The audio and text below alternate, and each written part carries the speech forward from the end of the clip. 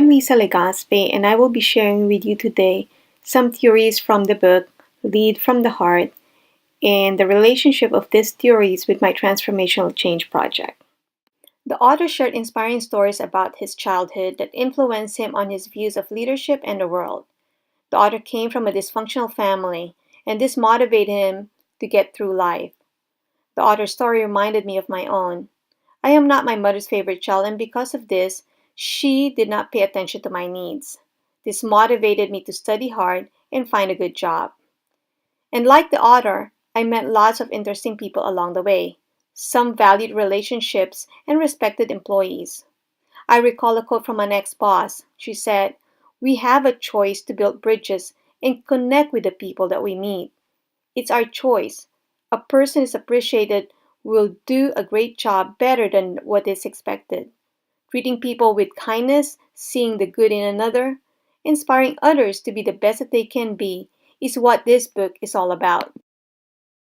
Another interesting case that supported the author's theory is when he started working for a new company. In this company, he was not welcome. He was perceived as a micromanager. One of his direct reports spread this news about him and led other employees to fear him. Instead of retaliating, the author tried to understand and build a relationship with this employee. This employee became an ally. While leading from the heart is effective, as the author described, we also need to consider that this may not be true for everyone. For instance, some people may be motivated by money in order to provide for themselves and their family. Maslow's hierarchy of needs stated that only after an individual fulfills his or her basic needs that self-actualization becomes important. Aside from this, other people may be motivated by power and will play politics instead. Lastly, those who lead only with their hearts may be overly emotional. They might be afraid of hurting someone's feelings, and this may result in avoiding conflict. If so, communication is not open or honest. At my organization, the culture is friendly and collaborative. However, this is not true in all the departments.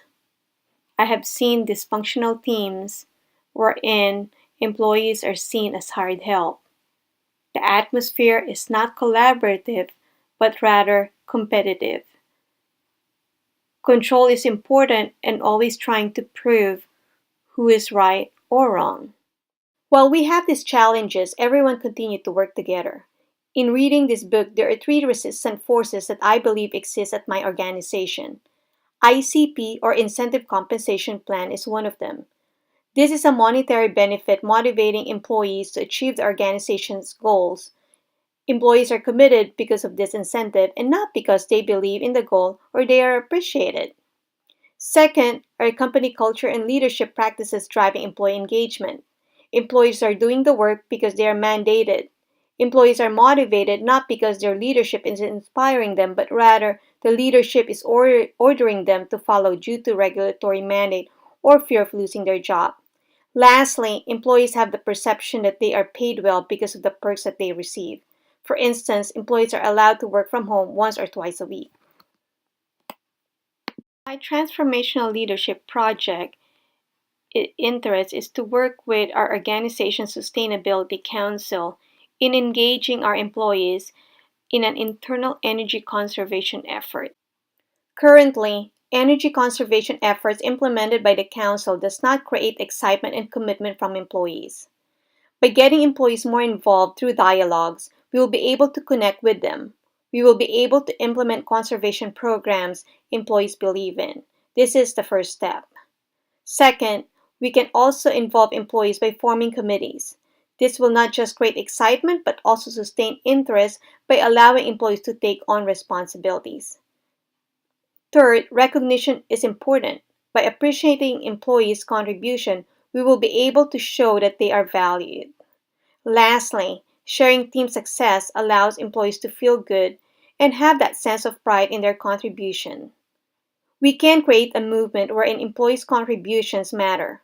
This will inspire passion. The steps that we will take align with the theories that the author of Lead from the Heart shared with us.